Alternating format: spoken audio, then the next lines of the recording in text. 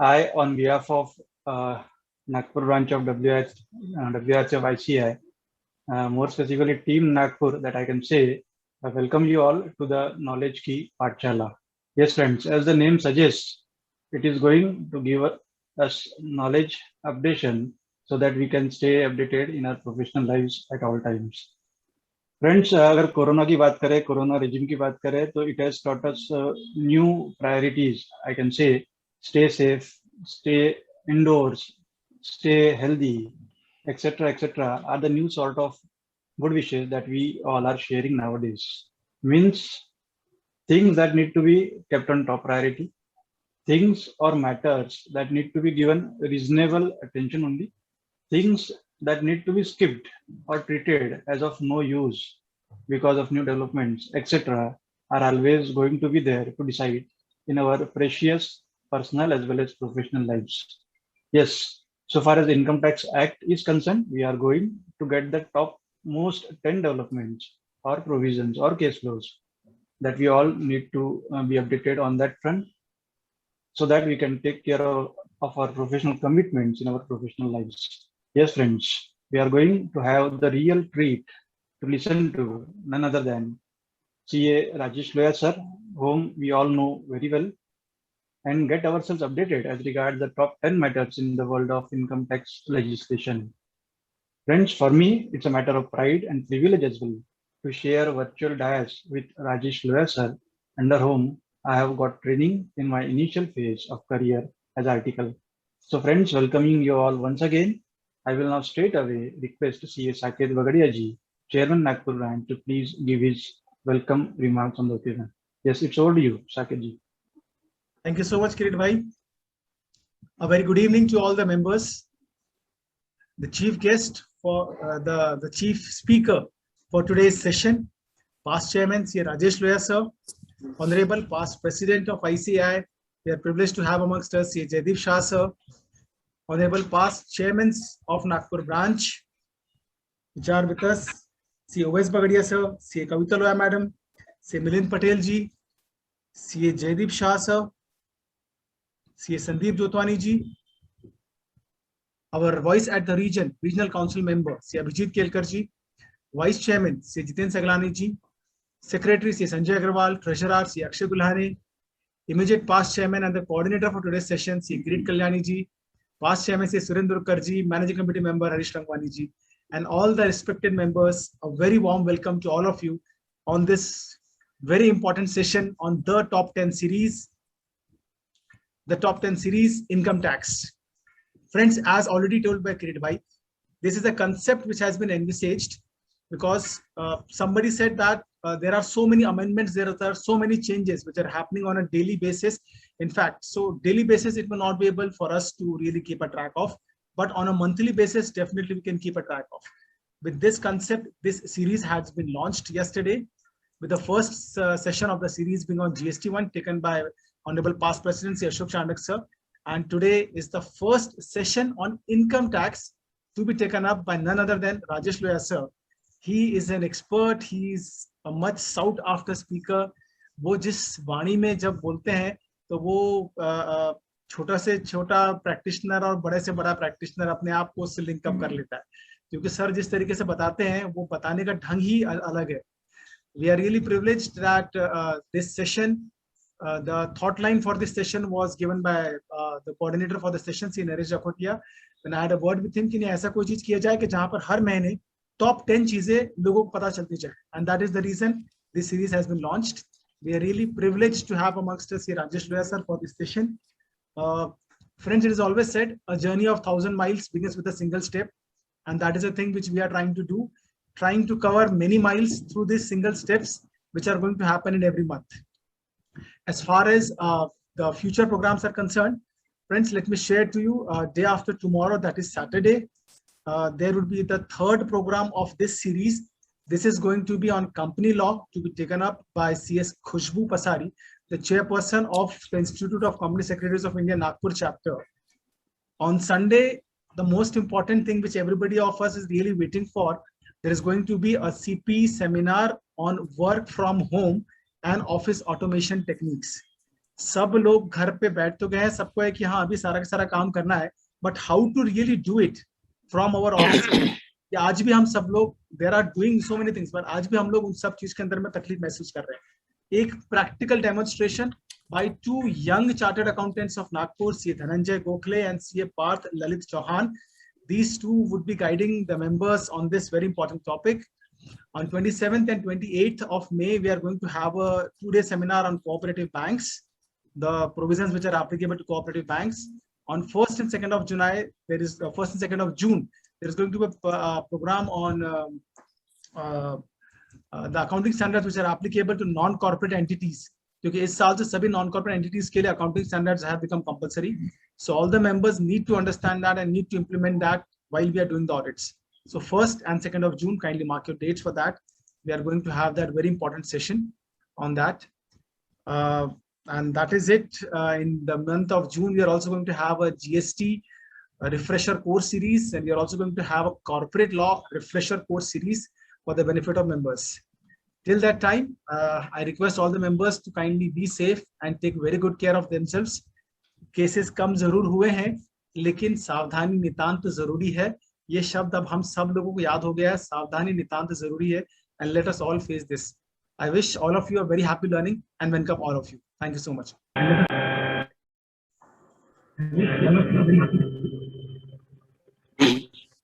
Yes, thank you, Saket bhai, for your apt words. Yes, thank you. Yes, as is earlier conveyed, Yes, sir. we as a team Nagpur, along with the voice in the regions, Avijit Kelkar sir, yes, are here for the event. May I now request CA Avijit Kelkar ji, regional council member, to please share your thoughts on the occasion. Yes, it's over to you, Avijit sir. Thank you, Kirit bhai, past chairman Nagpur branch, present chairman of the Nagpur branch, CA Saket, all the managing committee members, today's speaker and mentor, CA Rajesh Lohia sir, other past chairmen who are present, and the members who have already joined. Thank you so much for this time. Let me compliment once again the Saket Bagadia and his entire team for wonderful programs he is conducting regularly, day after day, and covering all the aspects related with our profession. And so far as this particular series is concerned, Top 10 is a very unique topic in itself. And he is having excellent, wonderful, towering personalities as a speaker. Yesterday we had CA Ashok Chandak sir on GST. Today we have none other than CA Rajesh Lohia sir on income tax. And we'll be having such wonderful speakers in coming days for sure. So compliments Saket for your wonderful efforts. So far as the income tax is concerned, each and everyone who is either pursuing CA chartered accountancy or is a chartered accountant is expected to be an expert in income tax. Even if you see the book of Ahuja Gupta, the income tax, and the word given below, that is law and practice. Now it is up to everyone to decide whether it is law and practice. So whether they are in sync with each other or they are separate altogether. I think Lohia sir will be able to explain whether the income tax is actually a practice is actually law or it is a practice altogether different. So the topic is interesting for all of us, and since the top 10 things that we'll be going to discuss will be beneficial to everyone for sure. Everyone's mobile must be flooded with the message of all the dates are extended till September or October. So everyone must be now at ease and can attend this program with full attention for sure. So my compliments and thank you for this opportunity. Stay happy, stay safe. Yes, thank you, Bhai Avijit, for your very unique words, and that too in your unique style, I must say. Yes, you have shared your thoughts and have duly ambitious. Thank you once again. Friends, I must say that yes, we are really fortunate to have gracious presence of CA Jaideep Shah sir, Honorable President ICAI, who is gracing the occasion. May I request Jaideep sir to please bless with your words of wisdom on this occasion. Yes, it's over to you, Jaideep Shah sir. Please. Thanks, Sri Kirit Kalyani, past chairman of the Nagpur branch. present chairman of the Nagpur branch, Saket Bagadia, office bearers, managing committee members, and my very close friend and today's speaker, Sri Rajesh Doya. In fact, we had a privilege to pursue our graduation from GS College during the same time. And since then, we are very, very close friend. Rajesh Loya is one of the finest speaker on income tax, and it is always a privilege to listen to him. Knowledge is really increased after listening to him. And with this, I once again compliment the Nagpur branch for organizing so nice program and convey my best wishes for the success of this program as well as all other programs. Thank you very much. Thank you, Shah sir, for not only for gracing the occasion, but yes, for blessing with your words of wisdom as well. Thank you once again, CA Jaideep Shah sir. Yes, as is earlier conveyed, and as we all know, CA Rajesh Loya sir, who is going to be the guide, who is going to be the faculty for today's session, needs no formal introduction. अगर मैं अपनी बात करूँ तो मेरी articleship मेरी शुरुआत ही जो है प्रोफेशनल करियर की वो उनके अंडर ही है. But yes, to introduce him formally and that too in brief, may I request here Akshay Gulane ji, Treasurer Nagpur branch, to please come forward and introduce Rajesh Loya sir. It's over to you, Akshay ji. Thank you so much, Kirit sir. It is said that keep your face to the sunshine and you will not see the shadow. It is my pleasure to introduce such a shining son of Nagpur, CA Rajesh Loya sir. Sir is practicing since my birth, that is 1985, in the field of audit, taxation and management audit. Sir is handling cases related to survey, search, seizure and raids in income tax. Presented papers on taxation in seminars and various lecture meets. Sir is currently President, Income Tax Bar Association, Nagpur, Secretary, ITAT Bar Association, Nagpur. Very prominently, sir is Nagpur Mahanagar Sanghachalak of RSS. Sir is past chairman of Nagpur branch, past chairman of, convener of Finance Committee of Dev Sanskriti Vishwavidyalaya Haridwar. Sir is nominated expert member in the Board of Studies in Management Technology in Ramdev Baba College. Earlier, sir was co-opted by the Institute of Chartered Accountants of India on various committees like Direct Tax Committee, Fiscal Law Committee, Professional Development Committee. We welcome Rajesh sir. Please welcome with a big round of applause. Oh, thank you, sir. Over to you, Kirit sir.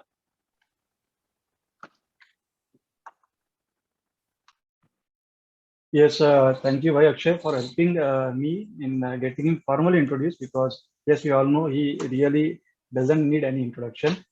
Yes, friends, yes, it is going to be a real treat when we are going to listen to none other than CA Rajesh Loya sir. Yes, I am not now directly going to request Rajesh sir to please take the charge of the forum and please guide us with your words of wisdom. It's over to you, Rajesh. Thank you. Please. Thank you, Kirit Bhai.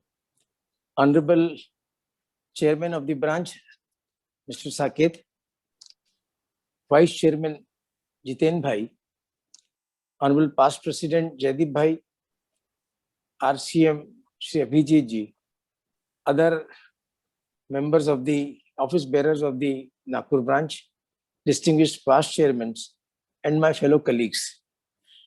Well, it is well said that cases to kam ho gaye, lekin सावधानी नितांत जरूरी है. This is what is also experienced by all of us in the income tax also.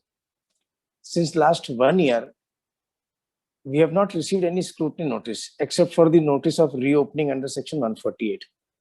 So the cases have gone down. The appeals have been fixed, but the disposal is absolutely zero. So there are no cases. No new cases would be arising for the assessment year 1920 because there was no scrutiny at all. 1819, we have just gone through the cumbersome faceless scheme of the department, in which also by and large the additions are not there, and even if they are there, only in few cases, but involving large sum, so which has created complication. But then this may not hold good for another period, because what they are collecting on from the through the artificial intelligence is something else, and on that basis the notices that the clients would be receiving, mind well, if the returns are not submitted properly, if the details are not filled in, if the income is not properly computed, the assets and liabilities are not properly shown. Am I audible? Hello? Yes. So if I'm sorry. So in that case, in all those cases, the situation would be a difficult one to tackle, because what the department now expects from all of us is that the information is available with you. The crucial information is also available in new form 26AS. The data is available. So you have to go through all those details that you possess and take a reasonable view about the taxability. There cannot be a reasonable or unreasonable view, but of course, where there is a difference of opinion and you feel that 60% the cases are from your side, 70%, then only one should take the risk of doing any planning or start commencing the litigation.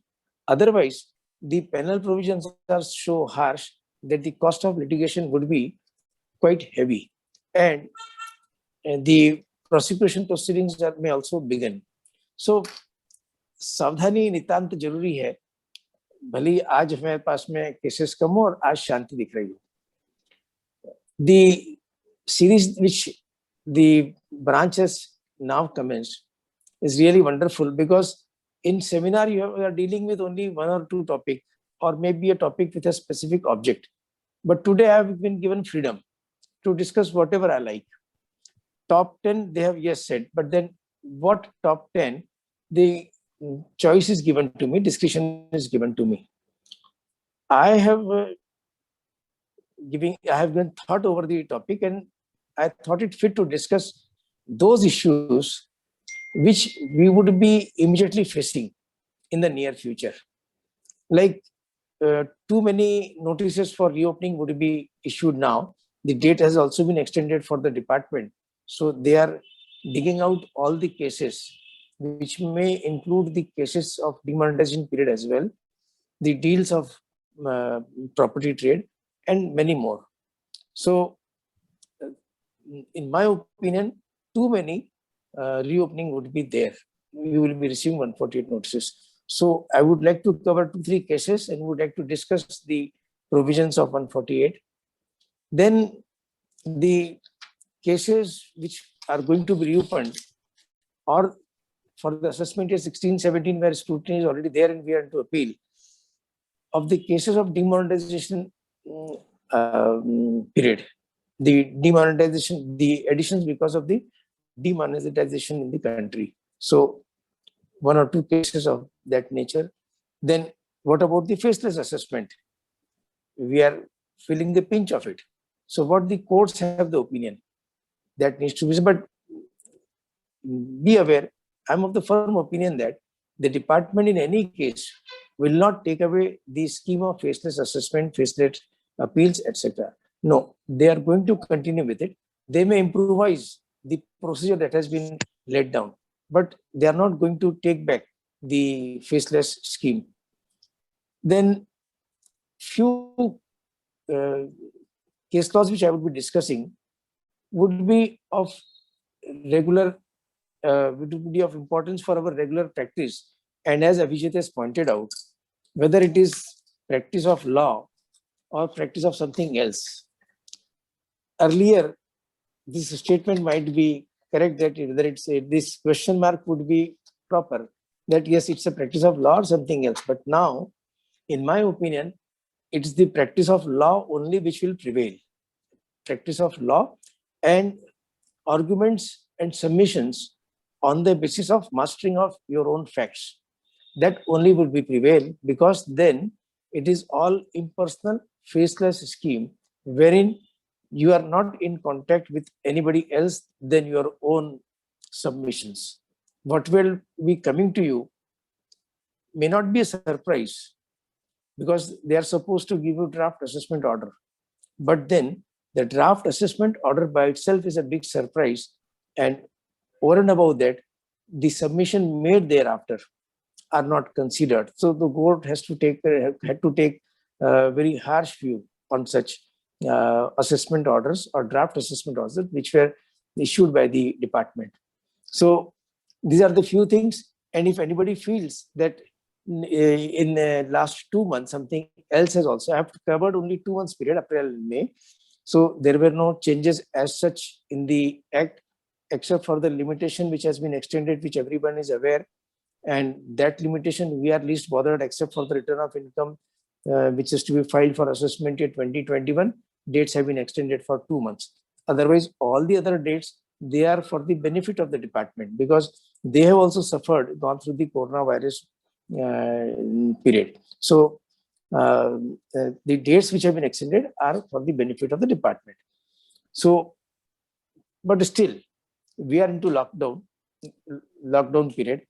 But then a blackout period has also been declared, wherein there is a complete blackout. And that is just a day before a notification came that on 19th May, that from 1st of June to 6th of June, the e-portal would not be functioning, and they would be establishing a new e-portal. So there will be a transmission from this e-portal to that portal. So for this purpose, the e-portal will be not in operation from 1st of June to 6th of June. What does it mean? For us, yes, there would be a difficulty in the sense that the returns would not be filed. Those who are coming in time, the returns may not get filed. 6 days is a very big period. In our practice, we cannot sit idle. Then the e-warrant, like nowadays, what we are doing in the office, generally tax practitioners, is mostly the housekeeping work is going on, apart from the regular attendance of any proceeding. What does that housekeeping means? That wherever the appeal effect order is not yet received, the refund order is yet to receive, or the refund order received does not matches with the claim that we have made in the return, the interest which they have allowed is not proper. It is less than what should have been allowed as per the provisions of the Act, and many more such things which are covered by e-warrant. We will not be able to file e-warrant in between 1st to 6th of June. Then appeal notices are already issued, but then we will not be able to file the submissions with respect to appeals.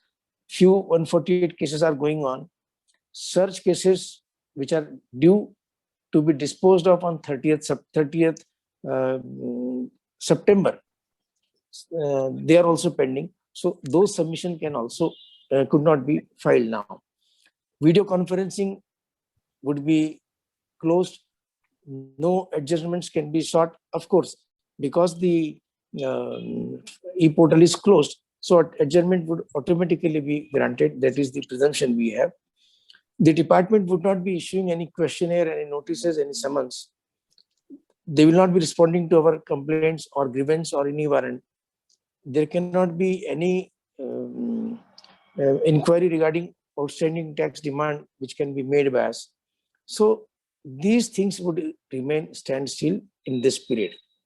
So therefore, I am saying that there is a blackout as such. So for 6 days, of course, we cannot go anywhere else than the sitting in our own office, but then we have a choice. One of my friend who was passing through the corona period, chartered accountant, husband wife both, young. तो उन्होंने मुझे कहा कि sir मैंने phone करके पूछा कैसी तबीयत है. उन्होंने मुझे कहा कि सर ये अच्छा हो गया कि अपॉर्चुनिटी मिल गई. मतलब किस बात की? तो उन्होंने कहा कि सर मैं अभी 15 दिन जो है मैंने शेड्यूल बना लिया, इनकम टैक्स एक्ट पढ़ूंगा. He is a young chartered accountant. तो I agree that one should read. पर मैंने कहा कि अभी पढ़ के क्या करेगा, अभी तो लॉकडाउन और चलने वाला है. और आदत ये बना, you have to make the habit कि you should read the law, maybe the income tax act, only when you feel कि इसको पढ़ने के बाद में कहीं एप्लीकेशन होगी and then you will be earning money out of it. Otherwise what's the fun in reading it? फिर तो बाद में और पढ़ लेंगे. तो बोले सर फिर मैं करूँ क्या? तो बोला it's a good opportunity given to you by the almighty God. तुम भगवत गीता पढ़ लो. Income tax act would be also very easy for you thereafter, क्योंकि then again the logic works. And I am happy to tell you कि he has started Bhagavad Gita और he was very happy. तो ऐसा सब अभी चल रहा है मित्रों. तो this blackout period, how we should plan, that we should decide and plan it properly. So that was regarding the latest, because what I am covering is the last 2 months, like April and May developments in the taxation. Second one, I have already said, the main area for practice would be facing the reopening assessment proceedings.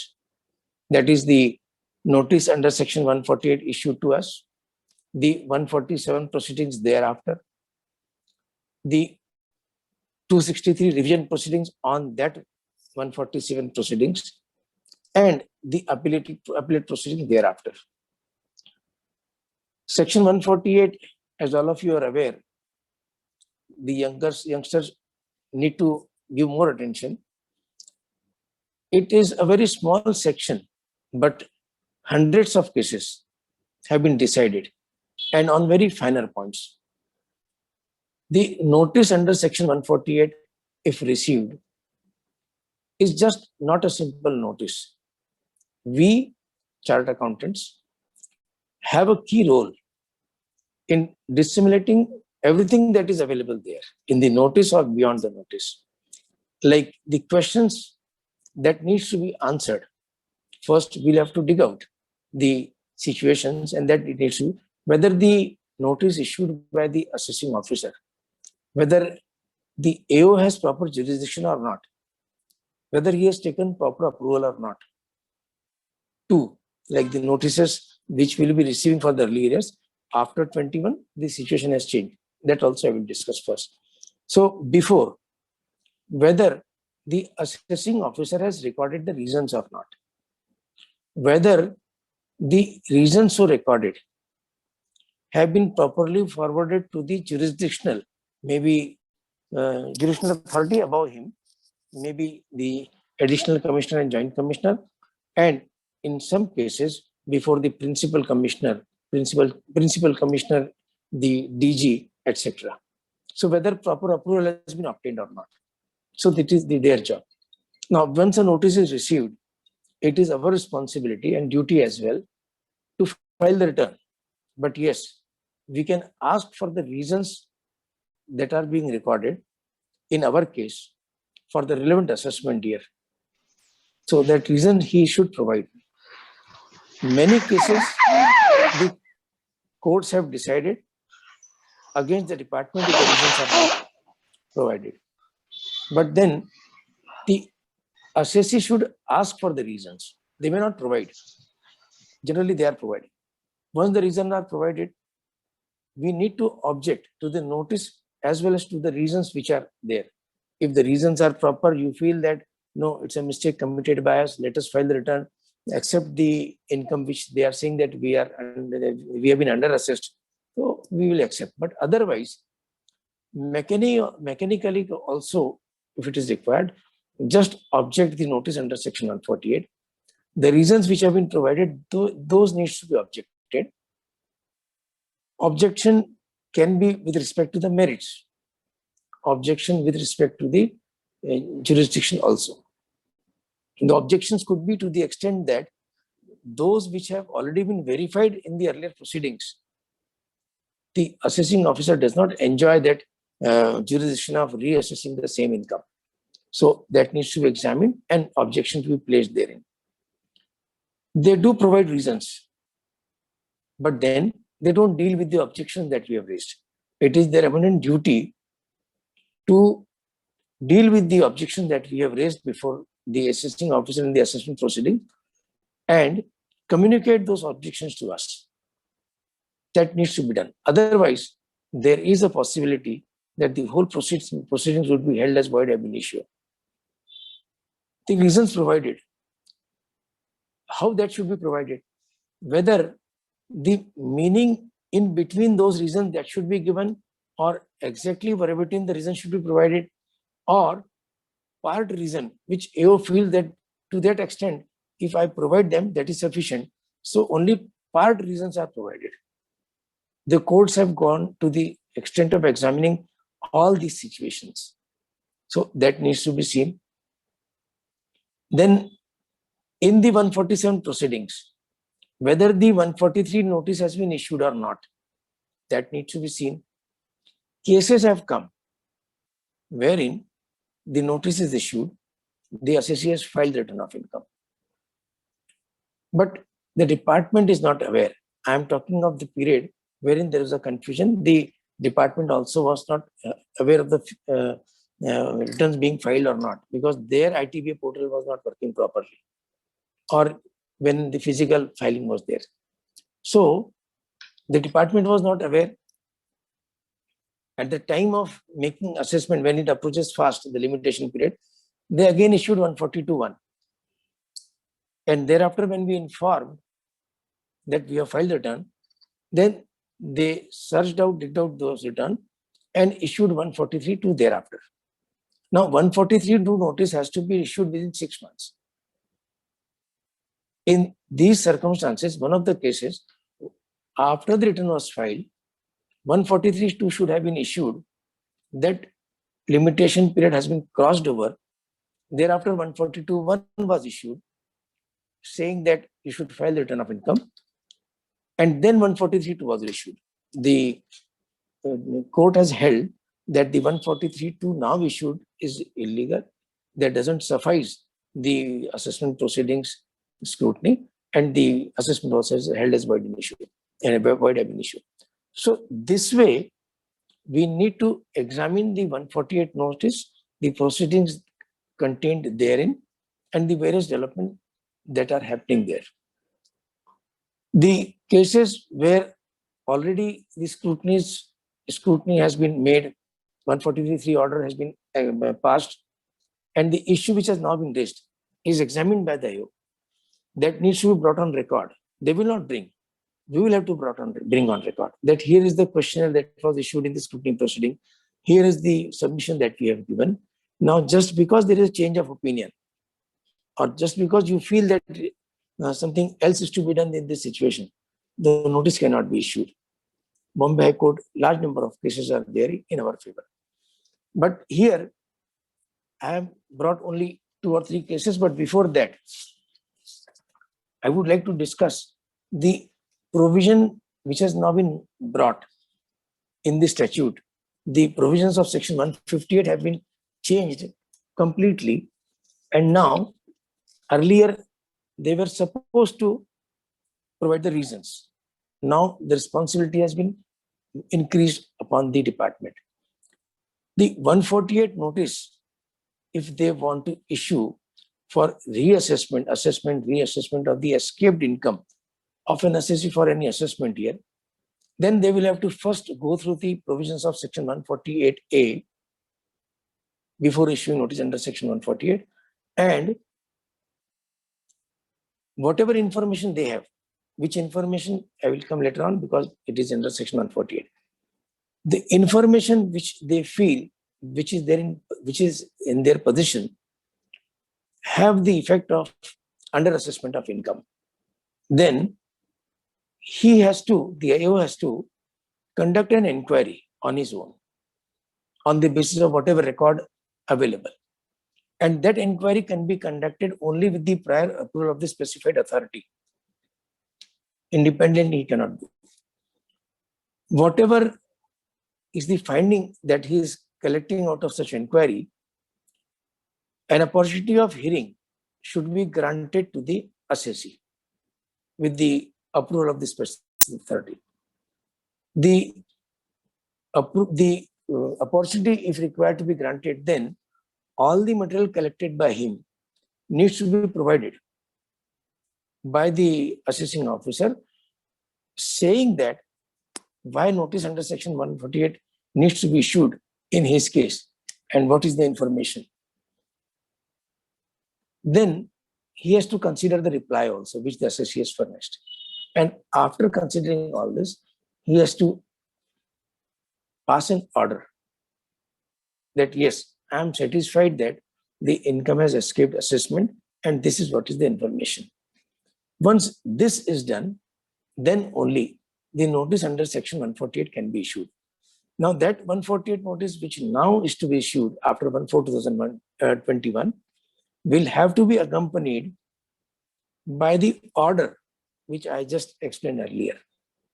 The order which he has passed, wherein he is saying that income has escaped assessment because of this and this reason. That should accompany with the notice under section 148, then only it can be a valid notice. Now, the changes have been brought in, the limitation period is there. If the period of 3 years have elapsed from the end of the relevant assessment year, which the AO wants to reopen, then the notice can be issued with the permission of principal Commissioner of Income Tax, principal DG, etc. If more than 3 years, but up to 10 years, and the involvement of under assessment of income is more than 50 lakhs, then it has to be done with the help of some higher authority. In that case also, it is not in the income alone which should be the parameter. This is very important. The cases in between 3 years and 10 years can be reopened only if the document is found as an evidence or there is a possession of books of accounts which reveals that the income chargeable tax, which is represented in the form of asset. So there should be an asset vis-a-vis the income which has been found. If there is no asset, in my opinion, the cases cannot be reopened. So this may go to the benefit of the assessee. So this way, the notice under section 148 can be issued and then the other proceedings will follow. Now, earlier, the reasons to be recorded, there was a wide spectrum in which he could roam around. He could make fishing inquiries, etc. But now, an explanation has been provided. I will just go through it. The information, what is the meaning of information that he should possess? That has been defined. The information with the AO, which suggests that the income chargeable to tax has escaped assessment. One would be the information flagged in the case of assessee by the procedure of risk management strategy formulated by the board of CBDT from time to time. So the transactions will have to be flagged off. Secondly, all audit objections which have been taken by CAG, that can be information for the purpose of income that has escaped assessment. In case of search, the documents collected, the evidence found in the search, the money, bullion, jewelry, any other record that is found, that is requisition, they will become automatically the information for the purpose of reopening. So this way, the changes have been made. Now coming to the case, I have selected the case for which are there in the month of April and May, and mostly either of the jurisdictional high court or a tribunal decision in which lot many cases have been discussed. So that will enrich our knowledge about if you go through those case laws, you may note down also, because they are not more than 10 cases. One is the Mumbai bench decision. ITA number is very important because nowadays from the ITAT site, you can download any judgment if you have ITA number. So ITA number 2930 Mumbai 2019 decided on 31st March 2021 in the case of Bharti AXA Life Insurance Company Limited. In this case, the issue of reasons which I discussed, the assessee was provided with the extracts of the reasons recorded which were incomplete. And secondly, the assessee had asked for the reasons. Secondly, the approval which is recorded, which is granted under section 151, assessee also required the copy of the approval obtained by the AO. So reasons which were provided were incomplete. They were just extract of few lines, which the AO felt that this is only what is required to be given, और कुछ देने की जरूरत नहीं है, and did not provide the approval under section 151. And the additions are in crores. The appellant has contested this before the CIT appeal and got the relief also. And then the department was before the ITAT. Few cases have been discussed and it has been held. It's a Bombay High Court decision, Jurisdiction High Court in Shadiman investment. In that case also, considering the Supreme Court decision in GR Drive Shaft and Videsh Sanchar Nigam Limited, it has been held that furnishing of reason decides if you have not provided, then the 148 notice itself is void ab initio illegal, and the whole proceeding which has been conducted were quashed. The assessment was also quashed. On that basis, the Honorable Tribunal has held that furnishing of reason, if it is so essential as per Supreme Court, then it has to be full furnishing of reasons and not part. The opening notice was therefore held as bad. Now, when should we ask for the reason? That is one thing. Whether we should be happy, because many times what happens, कभी कभी पूछते हैं लोग, sir वो तो reason ही नहीं दे रहा है, तो मुझे कहना पड़ता है कि आपकी एप्लीकेशन में ठप्पा लग गया ना, तो बोले हाँ सर, बस अब आप अपना बाकी प्रोसीडिंग पे ध्यान दो, रीजन अब मत मांगो, क्योंकि let the defect be there in the assessment proceeding, जो भी है, यदि हम आज उसको ज्यादा समझाएंगे तो ही में करेक्ट द सिचुएशन. हम कुछ चीजें अपील में उनके सामने रखें, अपील अथॉरिटी के सामने में, या रखना जरूरी नहीं है. तो यदि पार्ट रीजन है आपके पास में, be happy, you are safe, the decisions would be in your favour. तो कुछ ऑब्जेक्शंस जो होते हैं, ये प्रैक्टिस में ध्यान रखना पड़ता है कि कुछ ऑब्जेक्शंस हमको कहाँ लेने चाहिए. Objection in how many words one should take. If I say that the notice under section 148 is bad in law, one officer asked me, you have to explain why it is bad in law. Well, sir, I didn't like it. So why didn't you like it? Well, sir, I have filed the income properly according to me. So the notice is bad in law. No, you have to specify. Well, sir, there is no need to specify. वो चाहते थे कि मुझे रोक दे. मैंने कहा कि no, sir. It is bad in law means bad in laws, and there are so many reasons which cannot be specified at this juncture. So that is how one has to fight also. So part compliance, part provision of part providing the reasons is very fatal, and that will make the notice bad. Consequently, the order is also bad. The 151 approval sanction that was obtained, that was also asked. He should have provided it. They did not provide. The tribunal held it was the duty of the assessing officer to provide this public document to the assessee so that he can examine as to on what basis, whether it was on logical basis, the approval was granted or not. What was put before the higher authorities, what the higher authorities did, and what was the comment of the higher authority. If the approval is given saying like the printed column is there, whether approval under section 151 is to be granted. He will say yes. The courts have held such approval to be negative. No, such approval is not expected from the higher authorities. The approval was held to be illegal. Similarly, in this situation, what happened? The approval was to be obtained from the additional CIT. Was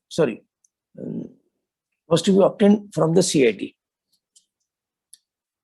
Was to be obtained by the additional CIT because the case was of that nature. The AO, I'll just confirm. The case of reopening was beyond 4 years, so the approval has to be obtained from the principal CIT alone. What the AO did, normally the approval passes through the higher authorities, means additional commissioner. He put up the file before the additional commissioner. Additional commissioner, in his enthusiasm,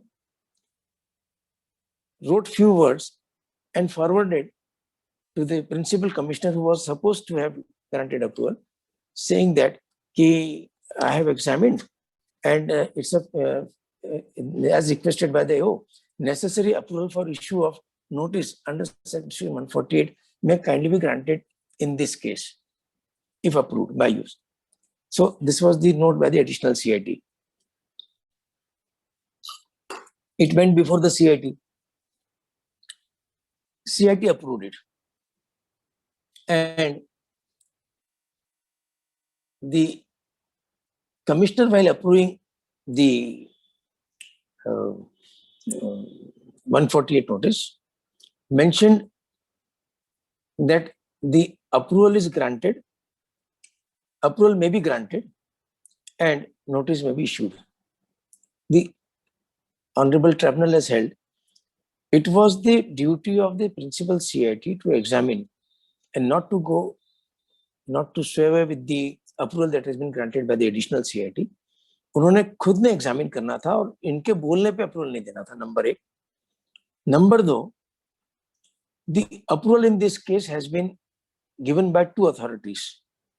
1, additional CIT, he has applied his mind, and 2, the principal CIT.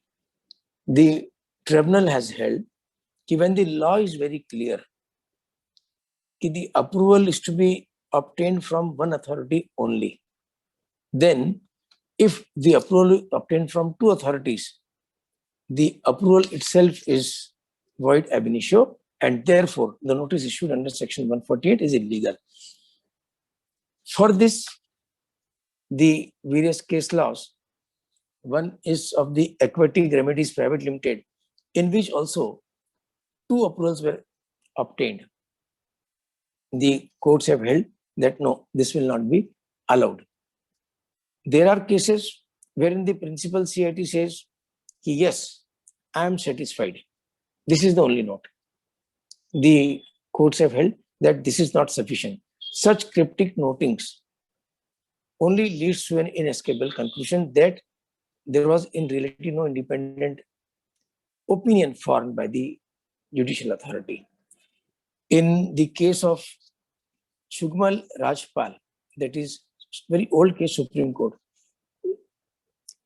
similar communications were there in between the AO and the adjudicating authority, in the approving authority. The communication were looked upon by the court, and it was found that the communication which was sent by the AO was not his opinion. He only referred to few documents which he received from some other authority and mentioned that ऐसा सब चल रहा है तो इस SSC में भी ऐसा ही हुआ होगा, and therefore I need approval. The CIT, who has got the authority to examine the record, did not examine and just simply said yes. The Honorable Supreme Court held the notice to be bad, invalid. So these are the aspects which needs to be examined. You have got all the authority to ask for the copy of approval. One should ask the approval you may not receive it. That's a different thing, because that approval would be of help to you only in the appellate proceedings. But then you should ask for it, both reasons. And then 148, one more case I will be taking. Nowadays, we were finding the cases of amalgamation. So there is an amalgamated company, there is an amalgamating company. So in this case, one TSPL, which was amalgamated with the appellant company named Teleperformance Global Services Limited. In that case, the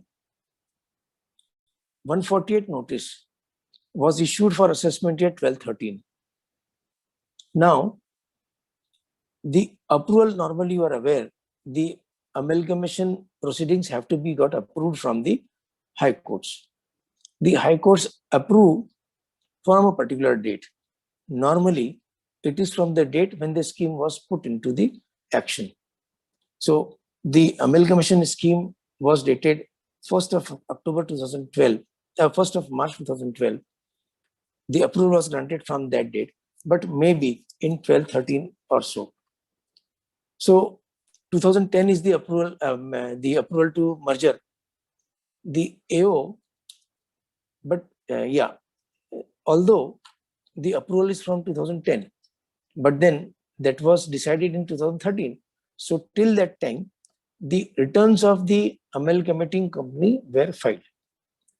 But thereafter, when the approval was granted, the amalgamating company stopped filing its return because that entity was not in existence. So in 2011-2012, the amalgamating company was in existence on that day. But after the merger was approved by the court, which was with effect from 2010, the amalgamati was ceased to be existed from 2010 itself. The AO issued notice in the name of amalgamated company, that is earlier company, in that period, in 2012-13, after 2012-13, for the earlier company, TSPL. The courts have held that since that company is not existing at all, when the notice is issued, the notice itself is bad in law. No assessment can be done on that basis on the amalgamated company for the income which has escaped assessment according to the AO. So this is how the situation needs to be examined time and again whenever such notices are issued. Friends, I think in another 6 months, we will be requiring to deal with 148 notices, 147 proceedings. I think we should इसको मतलब जितना हम research कर सकते हैं, we should do it. And Bombay High Court is very much in favor of, the decisions are very much in favor of the assessee. The author of Text Talk, Naresh Jakhotia, is with us. He will give the list of all canteen of cases which are there. Then, very interesting case, which will be requiring in near future. That is for the period of demonetization. That is in the case of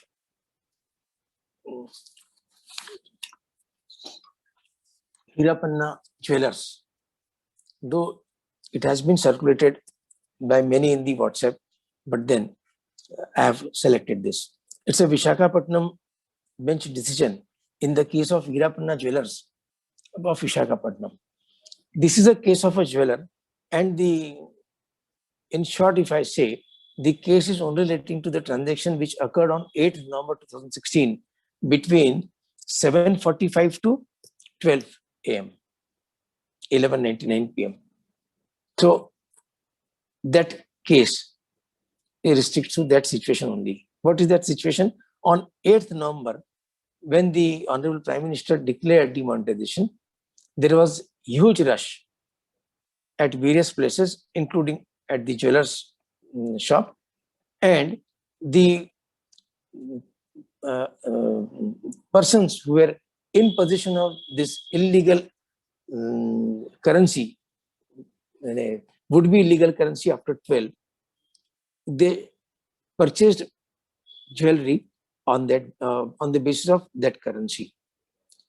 Naturally, the sales on that day are neither comparable with any other sales in that year.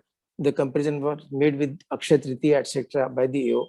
AO did lot of efforts, but he lost. So in that case, sales to the tune of 5.75 crores were done in that 4 hours. That was doubted by the AO.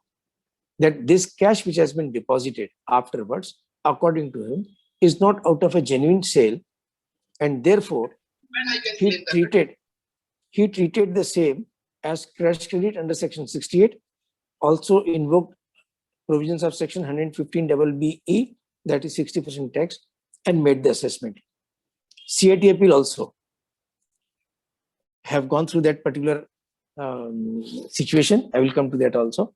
So what was the AO's view while making addition? AO held that the sales are not comparable, number one. The assessee is unable to provide the KYC of buyers, PAN number, address, anything, it is not there. Then the premises was having CCTV camera. The assessee could not provide that CCTV footings also. He also asked for the confirmation from the buyers of the jewelry. That was also not provided because the addresses were insufficient.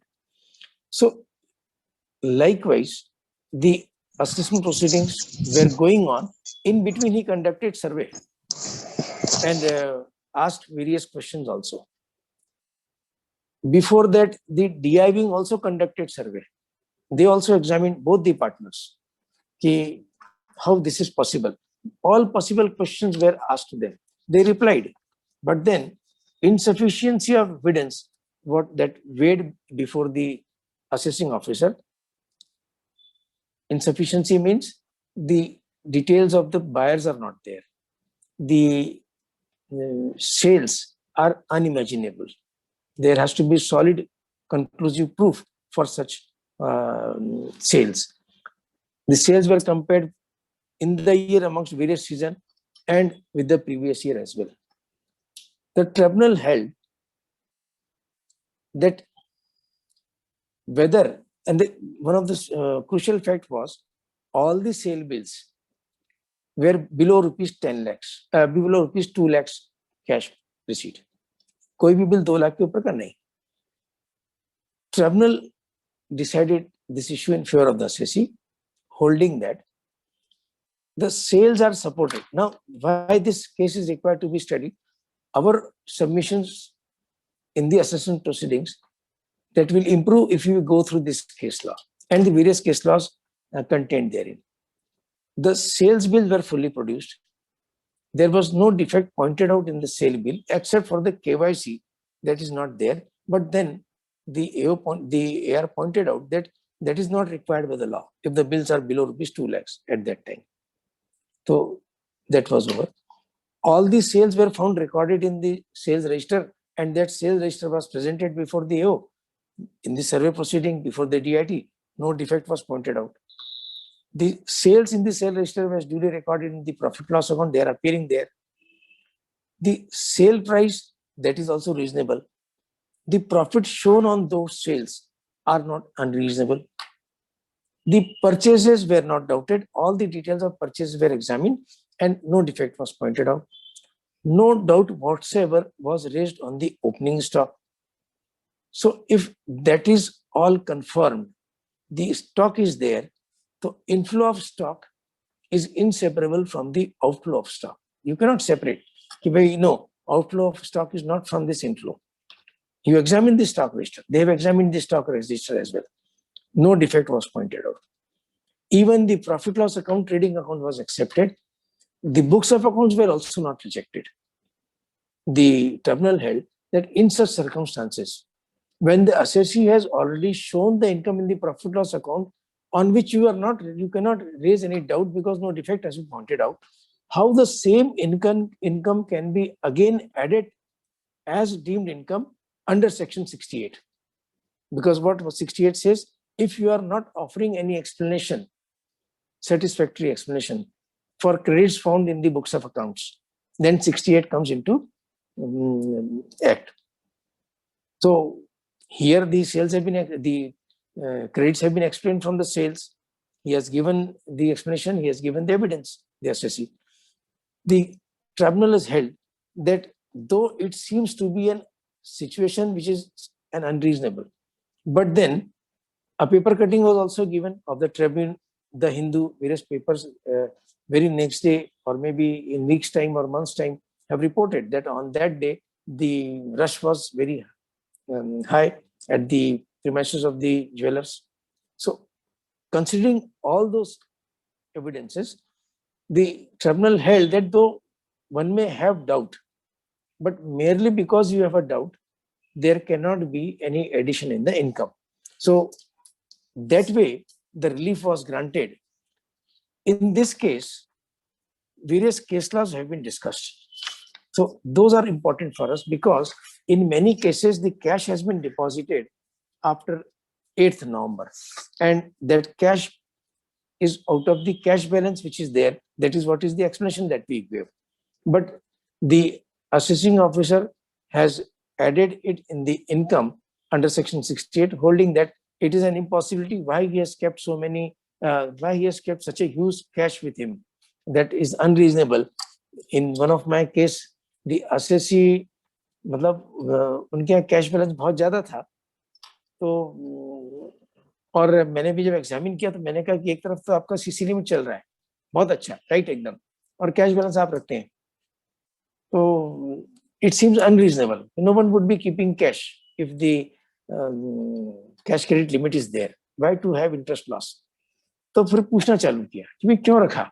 अब क्यों रखा का जवाब तो वो क्या देगा, अपने को निकालना पड़ता है बहुत सी बार. तो हमने पूरी उनकी 2-3-4 साल की हिस्ट्री उनको बैठा के पूछी. तो उन्होंने कहा कि सर मेरे 2 बार बैंक अकाउंट अटैच हुए, एक्साइज डिपार्टमेंट ने 1 बार अटैच किया और 1 बार म्युनिसिपल कॉर्पोरेशन ने ऑक्ट्रा इवेजन के केस में मुझे फंसा कर और मेरा बैंक अकाउंट अटैच किया था. तब से मेरे मन में डर बैठा हुआ है कि मेरा अकाउंट कभी भी अटैच हो सकता है और मेरे अकाउंट अटैच होने से मेरा बिजनेस हैम्पर हो सकता है. इसलिए मैं बिजनेस की जो क्रेडिट फैसिलिटी है वो फुल यूटिलाइज करता हूँ और कैश बैलेंस इसमें गिरवा सकता हूँ. हम अपना आगे बढ़ गए उसको लेके, एडिशन हुआ, लेकिन these cases would be helping us, जिसमें कि यहाँ पर ये अपने associated transport private limited Calcutta का है हाई कोर्ट का, in which the cash balance was supported by the cash book. Now the assessing officer did not doubt the cash book. No defect was pointed out. No addition could be made. That was the decision of the Honorable High Court. Similarly, in the Supreme Court also, the assessee was maintaining, a situation was there where the assessee was maintaining books of account, there was sufficient cash balance, and that was also not challenged by the department. The Supreme Court, Supreme Court gave the relief. Similarly, Lakshmi Rice Mills, in the case of Lakshmi Rice Mill, Patna High Court, if the balance at hand on the relevant date is sufficient to cover the value of high denomination notes, ये पहले की case है, then no addition can be made. It has to be demonstrated that the cash which the assessing officer is presuming that it is brought in from some other sources, it is the onus on the department to prove. Otherwise, just because of presumption, no addition can be made. Similarly, in one of the cases, the cash was deposited out of the sales, and in that case, the opening stock was doubted. The Honorable Court held, ITAT held, that if you want to doubt the opening stock, then you have to go to the closing stock also. Unless you reject the books of accounts of earlier year, what is the basis for doubting the opening stock which is sold? Though it may look unreasonable, because sale is बहुत ज़्यादा हो गया. So that way, the relief was granted. Now, coming to the latest case of 13th May, you are all aware that various glitches in the operation of the faceless assessment scheme occurred. In a particular case of Raja Builders, which was decided on 13th May, stay was granted. Decision means the petition was accepted, writ petition, and stay was granted, and then they will be looking after this issue. But presently, the stay has been granted on the assessment. What was the fact? On 20th April 2021, the dates are very important. 20 April 2021, draft assessment order उन्होंने issue कर दिया, लेकिन ई portable कब दिख रहा है वो, तो that is seen on 22 April. Immediately SSC ने लेटर डाला 23 अप्रैल को कि भाई हमको अपॉर्चुनिटी दी जाए, 22 को ही डाल दिया कि अपॉर्चुनिटी हमको दी जाए वापस हियरिंग के लिए, ये समय बहुत कम है। 23 अप्रैल को उन्होंने रिप्लाई फाइल कर दिया। उस रिप्लाई के साथ उन्होंने कहा कि हमको वीडियो कॉन्फ्रेंसिंग भी करना है, लेकिन पता नहीं ए को क्या कही थी, उन्होंने 23 अप्रैल को असेसमेंट ऑर्डर भी पास कर दिया, और असेसमेंट ऑर्डर भी छोटा मोटा नहीं, 17,71,00,000 रुपए का एडिशन उसमें डिमांड उतनी निकाल दी। कोर्ट ने कहा कि this is all unreasonable, you should provide opportunity to the assessee. The stay was granted on the assessment order, on the demand notice, on the penalty notice that was issued under section 271 AAC. ऐसे एक बॉम्बे की case है, Piramal enterprise limited, बहुत बड़ी case है, transfer pricing की case है। इसमें ट्रांसफर प्राइसिंग का ड्राफ्ट असेसमेंट ऑर्डर उन्होंने शो कॉज नोटिस दिया without fulfilling the requirement which is required to be fulfilled under section 44B. 44B में पहले आपको इंक्वायरी करना है, उनको अपॉर्चुनिटी देनी है, फिर 144C होगा, लेकिन उन्होंने पहले दे दी। तो उन्होंने कहा है कोर्ट ने कि नहीं, you should allow them time, और आप रीजनेबल टाइम उनको अलाउ करो, और उसके बाद ही you can pass the assessment order, the proceedings were stayed. Similarly Hyderabad assessment 2018-19, without providing a personal hearing, the assessment was passed, the court granted stay. तो ये faceless में ये होगा, but going into it doesn't, it can only help us in stay of demand. Otherwise, the court would always ask us to go through the regular routine appellate proceedings. But there, it can be a very good chance for us कि वहाँ हम जब पहुँचते हैं तो साहब हमको reasonable opportunity नहीं दी, वो सारे कागज जो सारे एक्सप्लेनेशन है वो आपके सामने हम दे रहे हैं। He will call for the remand report. At that time the investing जो असेसमेंट यूनिट होता है, वेरिफिकेशन यूनिट होता है, वहाँ केस चले जाएगी, वहां पर फिर से हमको बुलाया जाएगा, ऐसा सब हो सकता है। तो that we need to take care while in the appeal proceedings. ठीक इसी तरह से हमको we are aware, we are experiencing also, खास करके टीडीएस डिपार्टमेंट से, there is a default in payment of TDS, so there is a recovery of TDS and interest thereon section 200 and 201 and 201(1)(a. So there is no limitation prescribed for issue of notices or for completing the proceedings. तो ऐसी एक case GIA India laboratory private limited Bombay high court के सामने है। First show cause was issued in 2015, August 2015, as to why you should not be treated as assessing default since you did not deduct TDS. Assessee replied. How many replies were? Assessment year was financial year was 14-15. So the replies were November 15, December 15, again December 15. Another notice was issued in 2020. Again he replied. Then another notice was issued on 8th March 2021. He replied and asked for personal hearing. 31st March ko, the officer passed an order stating that you are assessing default, you have not deducted, so you are liable for deduction of TDS as well as for the interest as well. अभी court के सामने, Bombay high court के सामने matter गया है 22 अप्रैल को, latest.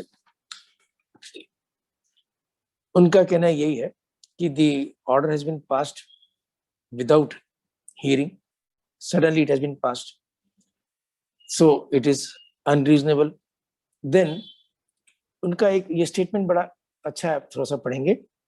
It is a settled position that wherever no time limit is provided for, action has to be taken within a reasonable time. And the case was quoted of Mahindra and Mahindra Limited, again Bombay High Court, in which the court has held that completion of the proceedings, and once a notice has been issued, it has to be completed within 1 year. That is the reasonable time in which the department should function. तो हमें भी नागपुर में ऐसे notice कहीं पर आए हुए हैं, तो थोड़ा सा इसको ध्यान में रखते हुए हम रिट में छोटी छोटी केसेस में नहीं जा सकते, पर अपील में these points can be taken. ऐसा ही एक दिल्ली में भी अभी 27 अप्रैल को केस आया है, उसमें उन्होंने कहा कि रीजनेबल पीरियड जो है उसमें ही इनको असेसमेंट करना चाहिए, और फिर वो महिंद्रा एंड महिंद्रा पे वो उन्होंने लाइक किया हुआ है। एक बड़ी इंटरेस्टिंग केस है। यस, अब ये मैं इसलिए डिस्कस कर रहा हूँ फ्रेंड्स, यानी थोड़ा सा ये सुनने के बाद, मतलब मैंने पढ़ने के बाद जो सोचा वो आप सुनने के बाद भी शायद ऐसा सोचेंगे कि सोचने का हमारा तरीका जो है इन दी प्रैक्टिस ऑफ लॉ, वो यदि बदलना होगा तो जो लेटेस्ट इनकम टैक्स की केसेस होती है उनको हम पढ़ें, तो उसमें उस केस के बारे में तो जो होता है वो मालूम पड़ता है, लेकिन you also come to know about the various precedent that have been followed. पहले सुप्रीम कोर्ट ने क्या बोला इस केस के लिए, जुडिशल हाई कोर्ट ने क्या बोला, और केसेस क्या कह रही है, तो वो यहाँ से मालूम पड़ता है। तो आप में वो इंटरेस्ट आए इसलिए मैं थोड़ा सा कुछ ऐसी केसेस चुन के लाया हूँ। ये एक केस है जिसमें कि एक अपने इंडियन पर्सन ने अपने कजिन को मदद करने के लिए सिंगापुर में रहता है, $2 लाख का लोन दिया, $2 लाख का लोन दिया, जो कि आरबीआई की जो परमिशन नहीं लगती है उसी लिमिटेड, आरबीआई की परमिशन 2.5 लाख के ऊपर लगती है, वो जो क्या कहते हैं वो मैं बताता हूँ, आरबीआई का वो LRS, हाँ। तो उन्होंने $2 लाख लोन दिया अपने कजिन को। ये जो लोन दिया वो जब दिया तो उनको जो फॉरेन एक्सचेंज का जो रेट लगा दैट वाज 45 रुपीज 14 पैसा।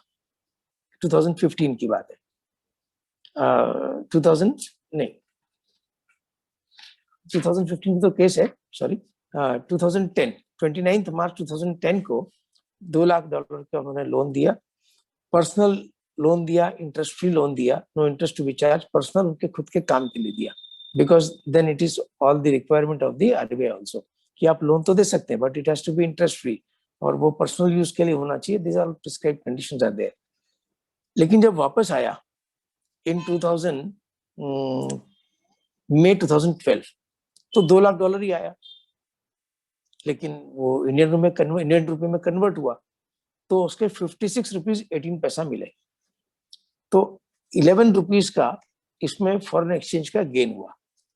तो normally in business enterprises wherever there is a gain of foreign exchange due to fluctuation in the foreign exchange rate, there is a gain or there is a loss, it is either considered as income or it is allowed as an expenditure as is the case may be। लेकिन इस case में the amount of rupees 1 crore 12 lakhs that is the Indian rupee जो कि इनके NRO account में आके जमा हुआ और फिर उन्होंने अपने रेगुलर अकाउंट में ट्रांसफर किया, so that became the point of inquiry. और नोटिस आया, उन्होंने उसको पूछा कि भाई आपको 1 करोड़ 12 लाख रुपया मिला, किस बात का मिला? तो उन्होंने कहा कि मैंने मेरे मित्र को, मेरे कजिन को दिया था तब 99 लाख से, अभी वो 1 करोड़ 12 लाख रुपए ऐसे मिले। तो सोर्स के बारे में there was no doubt, they started with that only, but there was no doubt about source. The OAB held that the difference that you have received because of the fluctuation in the foreign exchange is your income. और अशेषी का कहना था कि this is a capital receipt. I am not into any business of giving loan etc. Nor it has been given. I have not received any money extra than what I have given in the dollar, because what I have given is dollar, what I have received is dollar. Conversion is only because I want to credit in my bank account. So it's a capital receipt. इन्होंने कहा कि भले capital receipt आपकी होगी लेकिन difference जो है that is not a capital receipt, that is your income. तो इनकम फ्रॉम अदर सोर्सेज में उसको ऐड कर दिया। एओ के पास में सारे एविडेंसेस उन्होंने दिए कि भाई लोन इंटरेस्ट फ्री है, उसका कंफर्मेशन और बाकी सारी बातें, एनआरआई अकाउंट जो भी है वो पूरा दिया। और फिर बाद में ये जो आरबीआई का भी जो रेगुलेशन है वो भी दिया। अब आरबीआई की अपना आरबीआई की जो इसके अंदर में रेगुलेशन दिया उसमें क्लियरली लिखा है कि it should B interest free, should be within the overall limit of $250,000 utilized for meeting the borrower's personal requirements. It should not be used for any business, cheat fund, Nidhi company, trading in transferable development rights etcetera, वो सारा दिया, तो वो तो सारा justify हो गया। अब जब सीआईटीएपीएल के पास केस गई तो उन्होंने उसको और डेवलप करने की कोशिश की। उन्होंने कहा कि जो लोन दिया है वो तो फॉरेन एक्सचेंज में दे ही नहीं सकते, इनका फॉरेन एक्सचेंज कहाँ से आई, तो ये लोन तो इन्होंने इंडियन रुपये में दिया है, भले ही उसको बाद में कन्वर्ट किया होगा with the help of the banking industry, लेकिन लोन इन्होंने इंडियन रुपये में दिया है, लोन ये फॉरेन एक्सचेंज में दे ही नहीं सकते, ऐसा उन्होंने केस बनाया। और दूसरा उनका कहना था कि ये इलीगल ट्रांजैक्शन है, तो ट्रिब्यूनल ने तो उसको तो बिल्कुल ही स्क्रैप किया कि भाई इलीगल हो चाहे लीगल हो, हम यहाँ वो डिसाइड करने के लिए नहीं बैठे, that is for the foreign exchange regular authority to decide, हम यहाँ वो डिसाइड नहीं करेंगे, हमको तो सिर्फ ये डिसाइड करना है कि whether it's a capital receipt or not, whether it is a income or not. So since it is not a business transaction, it is not a regular transaction, so it doesn't come into the purview of business transaction. तो वो वहाँ खत्म हुई बात। Whether it was done with the intention of earning profit, it is not proved. फिर उन्होंने interest की definition भी बताई जो सेक्शन 222(28) में इनकम टैक्स में ही है कि that which is received, extra money that is received more than the debt that we have repaid. यदि किसी ने 1 लाख रुपए दिया अपने को और हमने उसको 1,05,000 वापस किया, तो that is the extra money that is received is the interest. Here in this case the person received $2 lakh, he has repaid $2 lakh, उसने $1 भी ज्यादा नहीं मिला, so there is no extra income. Now the question which remained was whether it's a capital receipt or not. CITPL ने कहा कि no, this is interest, income from other sources में नहीं, this is an interest because they have received extra money. Tribunal ने कहा कि no, this is a solitary transaction, it's a loan transaction in between the two persons without any consideration. It's a capital receipt. Though it is a capital receipt, it is not chargeable to tax under any of the provisions of the capital gains tax. 45 is not applicable. So when 45 is not applicable, it is a capital receipt. Nowhere in the Income Tax Act there is any provision to charge tax on such capital receipt. जो तो difference था वो सारा का सारा उन्होंने कहा कि that is a capital receipt not chargeable to tax. ये एक अब चूंकि हम अपने बच्चों को लोन देते हैं डॉलर में, अब थोड़ा सा ध्यान रख के देना पड़ेगा। हमने किसी को लोन दिया तो डॉलर में जब दे रहे तो डॉलर में ही कम्युनिकेशन हो, हमारा जो लेटर जाता है और डॉलर में ही हम लेवे, और जब ये ट्रांजैक्शन को स्क्वायर ऑफ कर रहे हैं तो we have to take care कि नॉट अ सिंगल डॉलर या जो भी करेंसी हो वो हम एक्स्ट्रा की लें। ठीक इसी तरह से भी कोरोना पीरियड चल रहा है, there is a failure on the part of business enterprise with respect to the performance of the contract and with respect to so many things. Banking industry में भी प्रॉब्लम आ रहा है। ये जो ऐसे समय में there are occasion wherein the bank guarantee which has been given to the customer or to the person from whom we have taken the contract. So because of the non-performance of the contract, the bank guarantee is encashed by the concerned department. आजकल infrastructure development project चल रहे हैं, तो कोई road का जो काम था वो पूरा नहीं किया, कोई ब्रिज नहीं बनाया, कोई टोलवेज खड़ा नहीं किया, कोई एयरपोर्ट पे जो रनवे बना था नहीं बनाया, there was a breach of contract, your bank guarantee is encashed. ऐसी एक केस है OJN systems India private limited में, जिसमें कि उन्होंने एक्सप्लोजिव फैक्ट्री बनाने का कॉन्ट्रैक्ट लिया और कुछ सर्कमस्टांसेस ऐसे आए कि वो कंप्लीट नहीं कर पाए। 1,10,00,000 रुपया बैंक गारंटी एनकैश हो गई। जब बैंक गारंटी एनकैश होती है तो बैंकर उनको पैसा देता है, आपके अकाउंट को डेबिट करता है। आपने बैंक को क्रेडिट किया, डेबिट कहाँ करेंगे? So it's a loss, so it was debited to the profit loss account. बड़ा अमाउंट था तो असेसिंग ऑफिसर ने उसको डिसअलाउ ये बोल के किया कि since it is in violation of a particular law, in violation of the contract, there is a breach of contract, there is a non-performance, therefore it is penal in nature. The encashment is an event which is penal in nature, and therefore, since it is a penalty, it is not allowable. तो चूंकि अब ये आएगी cases सामने में, तो the tribunal has held, this is the Hyderabad tribunal, they have held on the basis of various high court decision that forfeiture was not in the nature of penalty. It is a contractual obligation which should have been performed, not performed. So it's a business loss to the assessee. So to that extent, the deduction would be allowed to the assessee. ठीक इसी तरह से जो अनेक बार confusion होता है, wherein we claim deduction under section 10(10)(a) software industry या फिर infrastructure industry में 80IA, 80IB. The question comes about the computing the profitability of the eligible unit. आप infrastructure unit आपके पास में है, आपको 10 रोड, आप 10 टोलवेज, रोड, एयरवेज, ऐसे 10 यूनिट्स हैं आपके पास में, काम चल रहा है, 2 में आपको मिलता है 80IB, 8 में नहीं मिलेगा. तो इन सच सर्कमस्टांसेस, या कोई सॉफ्टवेयर इंडस्ट्री है, उनके कुछ सॉफ्टवेयर एक्सपोर्ट की जो यूनिट होंगे उसमें 10A मिलेंगे, कुछ में नहीं मिलेंगे. There are reasons for it. तो how to segregate the profit, कि भाई एलिजिबल यूनिट का प्रॉफिट कैसे डिटरमाइन करना. या तो आप separate books of accounts maintain करो, then there is absolutely no problem, लेकिन ये पॉसिबल नहीं है. एक इंफ्रास्ट्रक्चर इंडस्ट्री वाला 10 इंफ्रास्ट्रक्चर बना रहा है ऑफ वेरिड टाइप्स, उसमें अनेक कॉमन एक्सपेंसेस रहते हैं, वो चाह के भी उसको अलग नहीं कर सकता, और मैं कभी कभी फिजिबल भी नहीं होता है.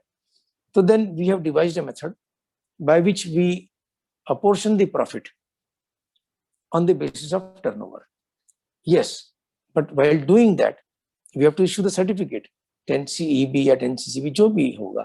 But while doing that, what we have to take care कि the business income and income from other sources, that needs to be segregated first, because income from other sources like interest income हो गई, कोई rentals हो गए, या ऐसा कुछ भी आया है, that which is not a business income, that needs to be segregated. That is not arising out of that business which is carried out. That is not attributable to that particular business which is there. उनको पहले आप minus कर दीजिए. बची हुई income को turnover के basis पे आपको बाइफरकेट करना है. This is the normal method that we adopt. इसको और रिफाइन किया कुछ लोगों ने कि जितना हो सके the direct expenditure which can be identified with a specific project on which we are claiming section 80IB, 80I deduction, 10A deduction, उनका अलग से मेंटेन करके, और फिर कॉमन एक्सपेंसेस को अकॉर्डिंग टू टर्नओवर उसको डिस्ट्रीब्यूट कर दिया और फिर सर्टिफिकेट इशू कर दिया. It is also accepted. लेकिन this was a case before Madras high court. वहां पर एओ ने तो अलाउ कर दिया, लेकिन कमिश्नर ने रिवीजन प्रोसीडिंग स्टार्ट की, और उसमें एक पॉइंट ये कहा कि if the books of accounts are not separately maintained, the assessee is not entitled to deduction under section 80IB. ये इशू आया. कोर्ट ने कहा कि आपके सेक्शन में कहाँ लिखा हुआ है कि books of account should be separately maintain, कहीं लिखा हुआ नहीं है. Rather the CBDT, this is very important, ये मद्रास हाई कोर्ट का जजमेंट है, ये 30th मार्च का. ये CBDT has issued circular in 2013. It is 1/2013 dated 17 January 2013.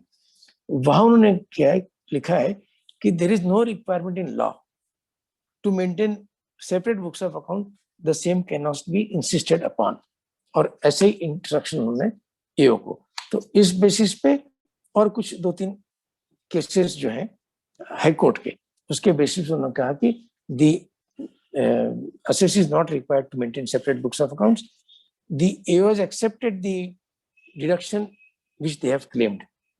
Now, the claim was accepted by making due inquiry, scrutinizing the accounts. The court held that on these 2 reasons. One, the reason itself, कि books of accounts का reason is no reason. And the inquiry has been fully conducted. So the CIT doesn't have the judicial power to make revision of such orders. और वो उनका वो case को quash कर दिया. Last, यदि capital gains के चैप्टर को हम टच नहीं करें तो मुझे कभी कभी अधूरा लगता है, इसलिए मैंने छोटी केसेस लेकिन मुझे लगता है कि अपने मतलब अपने प्रैक्टिस में काम आएगी।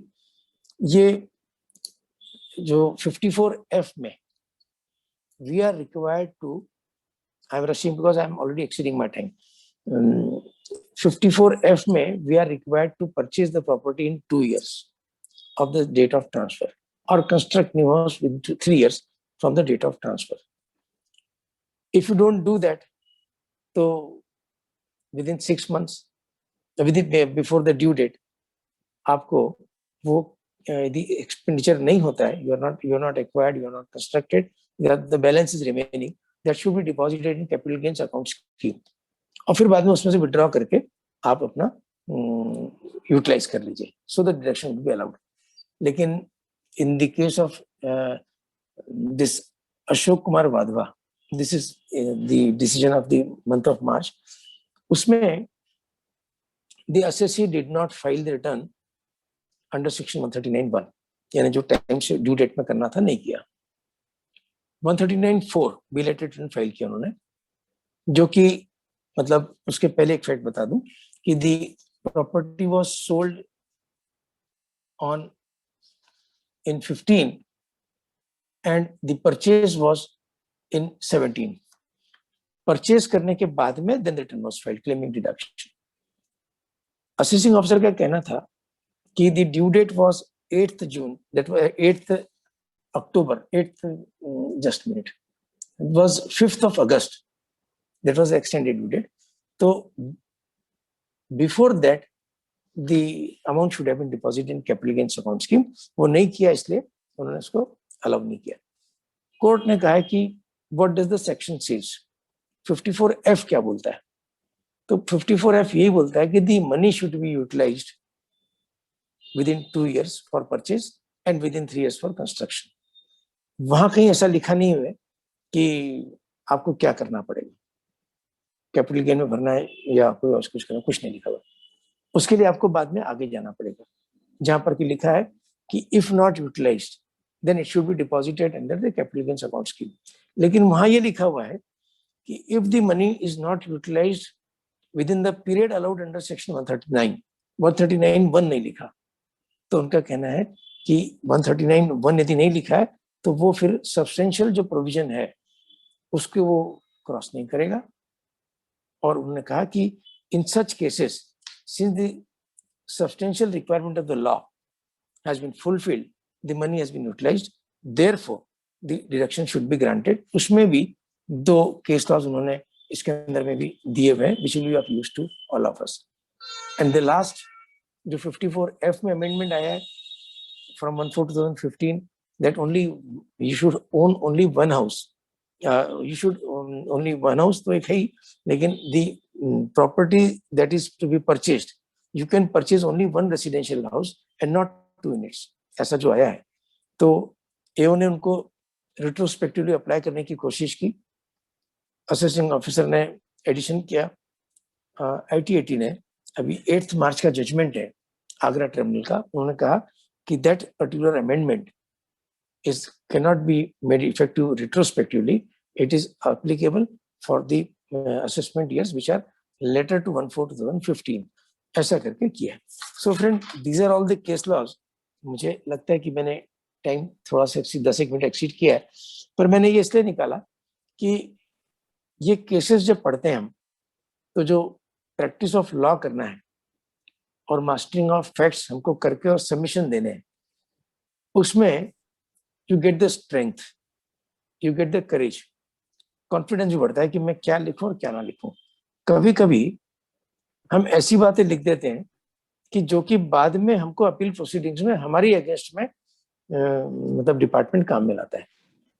यहाँ जब हम इन सब बातों को पढ़ते हैं, when we read these case laws, सब तो पढ़ नहीं पाएंगे, लेकिन जितनी हमको लगता है कि it is of our interest, आजकल ये टॉपिक चल रहा है।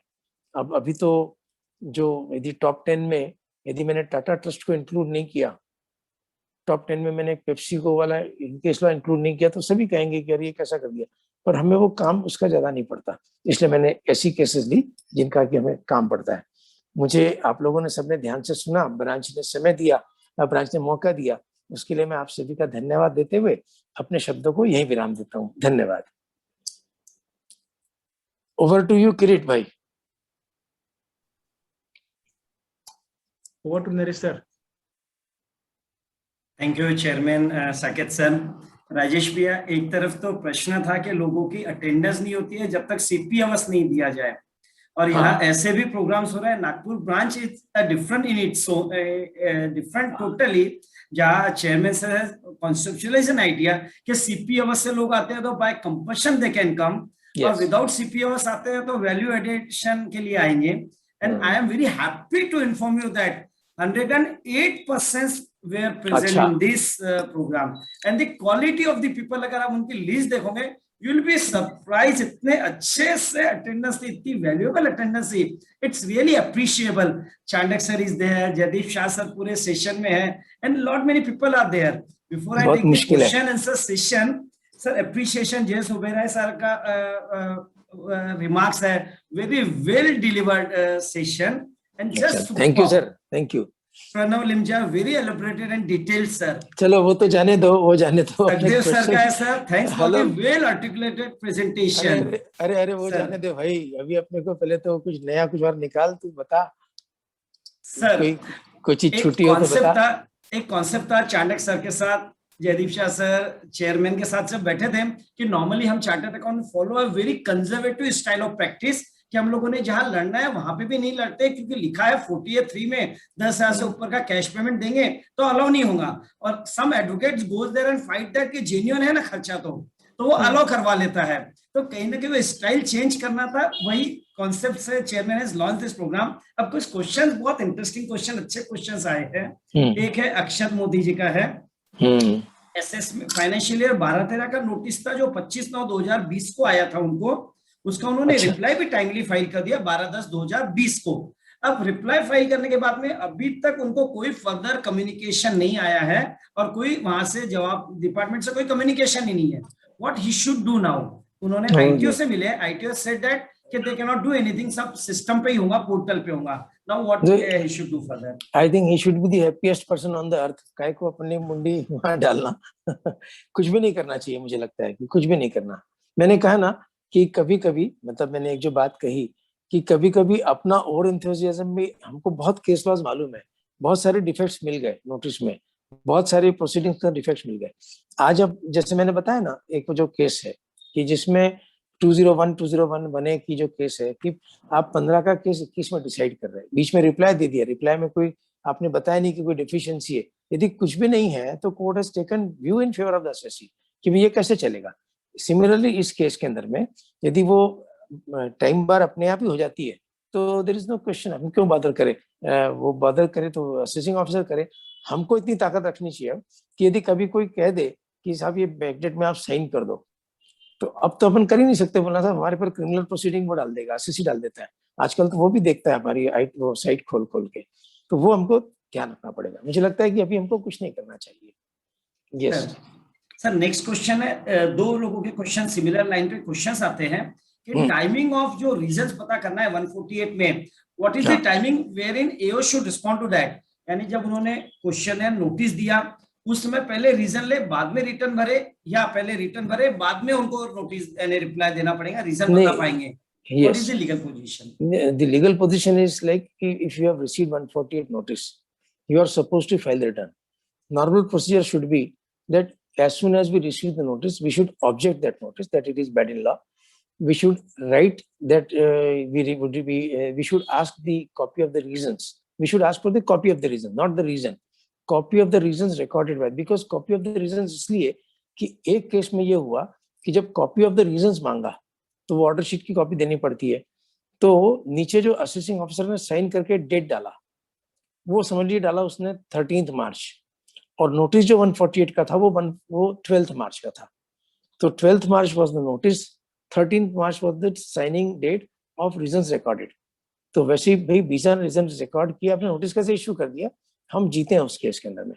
इसलिए रीजंस नहीं, the document the copy of the reasons recorded, मतलब ऊपर से लेके नीचे तक की, जैसे अपन मिनट्स का देते हैं वो उनको मांगना चाहिए, वो पहले ही इसमें मांग लेना चाहिए। लेकिन यू कैन नॉट से कि I will be filing the return only after reasons are provided. ये जो GK एंड ड्राइव शाफ्ट की जो सुप्रीम कोर्ट में केस है, उसमें उनका कहना यही है कि वो रीजंस वो बाद में देंगे आपको, जब देंगे आप ये रिटर्न जो भरने वाला काम है विद इन 30 days, वो आपको पहले करना ही पड़ेगा. So the legal position is very clear. The reasons, you cannot delay the filing of return just because the reasons are not issued by you, which seems illogical. लेकिन अभी तो law of the land वही है. Sir इससे related query एक और है. उसमें आ रहा है कि अब क्या हो गया, ऑनलाइन प्रोसेस में नोटिस आने लग गए हैं, तो उसमें ऑनलाइन एक्चुअली कोई कॉलम नहीं है रीजन मांगने का. ऑफलाइन में जब नोटिस आते हैं तो one could file the reply physical format में, रिप्लाई फाइल कर लेते हैं. अब ऑनलाइन जो नोटिस आते हैं उसमें सिर्फ रिस्पॉन्स में सिर्फ रिटर्न फाइल किया जा सकता है, उसका रीजन कॉल नहीं किया जा सकता at that point of time. तो what could be the remedy in such cases? अभी तो अवेलेबल है. अभी तो जो अपने जुरिडिक्शनल एओ है वो ही नोटिस इश्यू कर रहा है. तो जुरिडिक्शनल एओ को ईमेल के माध्यम से, उसका ईमेल आईडी दिया हुआ है हर प्रोफाइल के अंदर में, तो उसको एक बार अपने नोटिस भेज दिया, अपने ईमेल भेज दिया, तो I think that is sufficient. Email का प्रिंट आउट निकाल के हम रख लेंगे और दैट इज सफिशिएंट कंप्लायंस. और जैसे उसका पहला नोटिस आता है 143(2) या 142(1) जो भी आवे उसका, उसमें उस लिंक में फिर बाकी सब लिखने के साथ में ये भी लिखना पड़ेगा कि हमने आपको ऑलरेडी रीजन मांगा हुआ है, फिर से हम आपको एक बार रीजन मांगते हैं, और ऐसा करके वो सफिशिएंट कंप्लायंस हो जाएगा.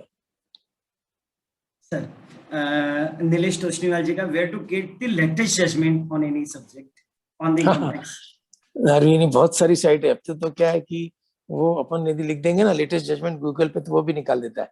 लेकिन हमको कोई ना कोई क्या नाम, मतलब प्रैक्टिस में मुझे ऐसा लगता है कि हमको कोई ना कोई एक जर्नल, मिनिमम एक जर्नल, इलेक्ट्रॉनिक जर्नल जो कि अपडेटेड रहती है, चाहे फिर वो टैक्समैन की हो, चाहे फिर वो क्या नाम ये अपने CTR की हो, या लॉ लेक्सिस की हो, या टैक्स सूत्रा की हो, टैक्स स्कैन की हो, कोई तो भी एक लेटेस्ट जर्नल प्रिस्क्राइब करना चाहिए. और वहां से फिर हमें मालूम पड़ते जाएगा, ऐसा मुझे लगता है. और मैक्सिमम तो जैसे ये all India federation of tax practitioners जो है, उनके जर्नल में आता है. बॉम्बे चार्टर्ड अकाउंटेंट्स सोसाइटी है, उसमें आता है. चार्टर्ड अकाउंटेंट्स जो एक और फोरम है, उसमें काफी अच्छा आता है, चैम्बर ऑफ टैक्स कंसल्टेंट. तो ऐसे कुछ है कि जिसको यदि हम देखते रहे रेगुलर में, तो लेटेस्ट जजमेंट मिल जाते हैं हमको. सर CA सचिन जाजोतिया जी का, can you brief on section 269 SS on cash received by hospital, also your valuable guidance on the action which can be initiated on the person making the payment? नहीं, अभी तो वो 2 महीने का एक्सटेंशन मिल गया उनको, तो अभी तो वो इशू रहा नहीं, मतलब 2 लाख वाला. मतलब अब हो सकता है कि और एक्सटेंशन दे देवे. लेकिन अभी तो हॉस्पिटल्स में 2 लाख रुपए से ऊपर कैश, लेकिन परमानेंट अकाउंट नंबर के साथ वो लेना उनको अलाउड है. लेकिन that is only for the limited period of से अप्रैल एंड मई. बाद में और मालूम पड़ेगा, मतलब मेरी जानकारी के अनुसार. और कुछ है नरेश उसमें? सर चेयरमैन सर का एक क्वेरी एक और है कि अरे चेयरमैन सर को तो अलाउड ही नहीं है. So why TCS return due date is not extended? आज बहुत सारे एक्सटेंशन आए हैं. हाँ, आज बहुत सारे एक्सटेंशन है. TCS extension is not there. हाँ, नहीं, वो TCS में उनका कहना है कि जैसा आप पैसा कलेक्ट करते हो आपके पास पैसा आ जाता है, तो आपको प्रॉब्लम कहाँ है उसमें?